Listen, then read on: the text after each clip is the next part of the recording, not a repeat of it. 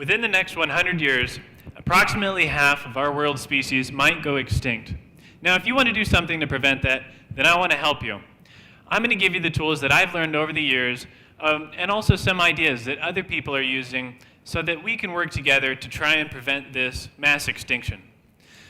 I hope you leave this room today knowing that you have a voice, and that voice has the potential to become extremely powerful. Even young people can tell a big story. I know a brother and sister who at ages 7 and 8 years old started an environmental organization so that they could work with kids and help save endangered species. Another 11-year-old girl, fellow TEDx presenter Olivia Bowler, started a campaign painting birds, and she raised $200,000 to save wildlife after the BP Gulf oil spill disaster. The next clip is a group of students from my hometown, and they went to the state capitol because the politicians were looking to close 2 state parks, and the students would not let that happen. They went to the capitol, and they gave speeches to their politicians. They formed a mobile media action team. They were in the newspaper, they were on the radio, they were on television, you know they were on Facebook. More than that, they got 10,000 signed petitions. And they brought together an entire community so that they could really send the message to the politicians. I'll show you a clip. This is what happened the second time when they returned to the Capitol.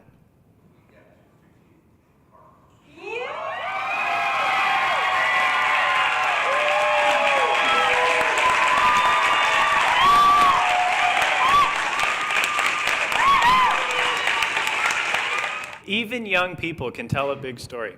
And these are just a few examples of some of the amazing things that young adults have done all around the world.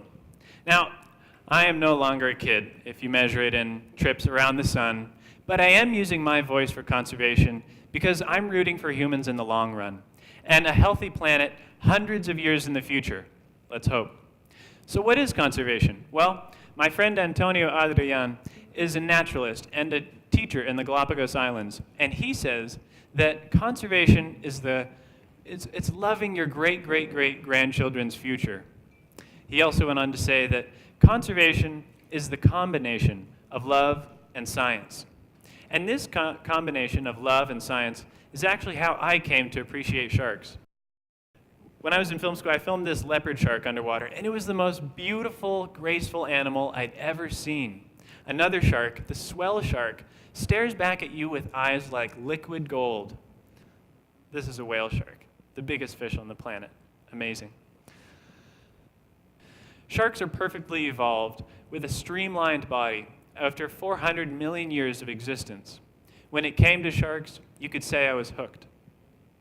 Then I learned about the science, how sharks are a top predator in the ocean, and they keep the ocean healthy by removing the sick and older animals. In this way, they keep the ocean in balance. They prevent disease and outbreaks and overcrowding, which could be devastating. They're like the lions of the seas, and they keep the ocean in balance. For example, this is a parrotfish. Now, parrotfish like to eat coral reefs. Now, this could be bad if there were too many parrotfish, because if we were to lose the coral reefs, it could be a devastating effect for not only the humans, but also for the ocean. Places like the coral reefs are areas where thousands of fish call home, including about 50% of the species of fish that we like to eat. So if we were to lose the coral reefs, we would lose the fish, and this would probably lose food for about 1 billion people around the planet. So maybe right now you're saying, these parrotfish sound horrible.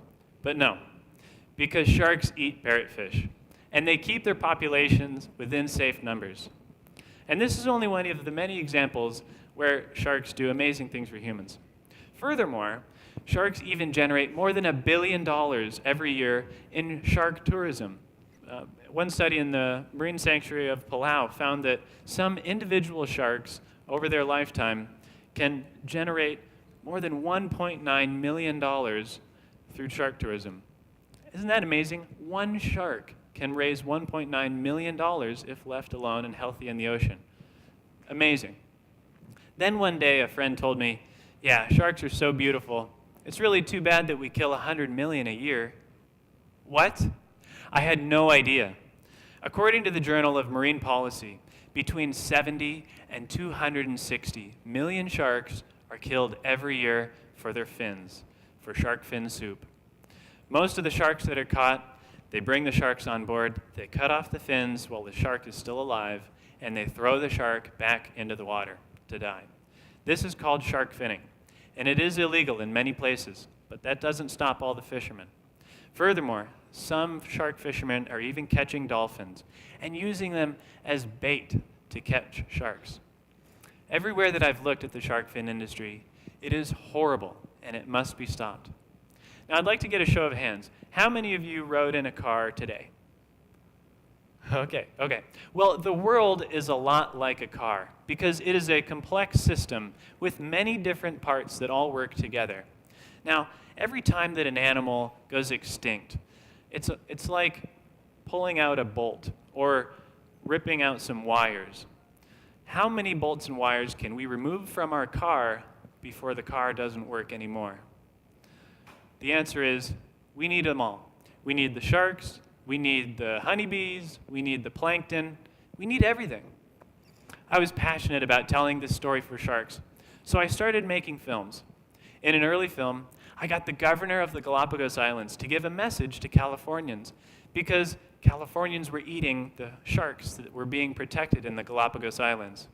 Well, I sent that film to many different assemblymen and state senators and to our governor right while California was already looking at legislation to ban the sale of shark fins statewide. California passed the law. And they gave the example to the rest of the world that we don't have to continue with our old mistakes. I love this slide, not only because California is now fin-free, but also because it's surprisingly difficult to take these pictures. Anytime you pull out a camera in a place that sells shark fins, you usually get chased out really quickly. So I took an empty coffee cup and I put a little hole in the middle and I put a small camera inside. And so I was in the store, just drinking my coffee, and I called it the coffee cam. Anyways, I'm working on another film. And this time, instead of working and reaching out to politicians, we're working to inspire environmental lawyers, the people who can help make and enforce laws. I've partnered with an organization, and we're presenting this film to environmental lawyers all across Latin America next week, actually. And we hope to see not only the passion, but also in the future we hope to see more illegal shark fishermen behind bars. In California's fight to stop shark fins, I was only one of 1,000 other people who were working on the campaign. But this is the point, is that even if it takes 1,000 people, there's still room for each of us to make a difference. Many people have come to me and asked, Jeff, how can I make a difference? And the truth is there are so many things that we can do. When people ask me, I often start by saying, what do we like to do? Or what do you like to do? And how can we apply that for our cause? In the successful campaigns that I've seen around the world, they usually have many similarities, and it usually starts with people like you and me. So these are 4 steps that we can do. The first step is educate.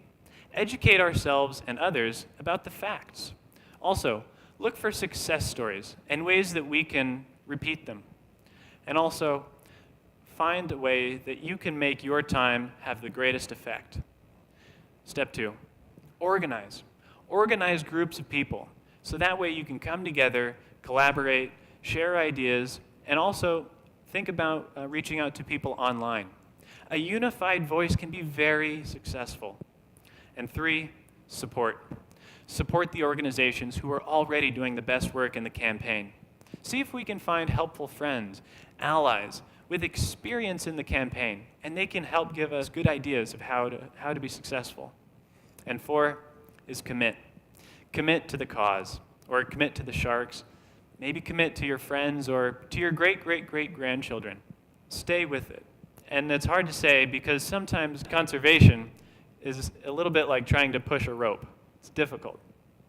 But stick with it because even though it's not always fun, it's rewarding. And that's it. By sticking with these 4 steps, or starting with them, to educate, organize, support, and commit, we can do great things for the ocean and beyond. Now, I'd just like to give you this final thought, and that is that I've been around the world working to save sharks, and I've probably seen that clip of the hammerhead shark getting finned, I don't know, maybe hundreds of times. I've also seen times when I was coming back to the hotel with shark blood between my toes when I was working in Costa Rica in one of the biggest shark fin ports in the Americas. I've even had a man warn me that my life was in danger by dragging his clenched fist across his throat as if he were holding a knife. But I've also spent time with these shark fishermen, and I've laughed with them. And I can tell you that they're not all bad people. They're simply part of a bad system. Now, this industry is really bad, just like 100 other industries out there in the world today. But it all comes down to this. The shark fin industry is not my enemy, because the shark fin industry is what inspired me to become an environmentalist. So in fact, the shark fin industry is our strength. So where is the enemy? Well, I think that the enemy is inside of us, and it has two names: apathy and complacency. In this example, complacency is simply that we're maybe a little bit too lazy to make the changes that we know need to be done. And apathy is that little voice inside that says, I can't make a difference. Well, my friends, we are running out of time.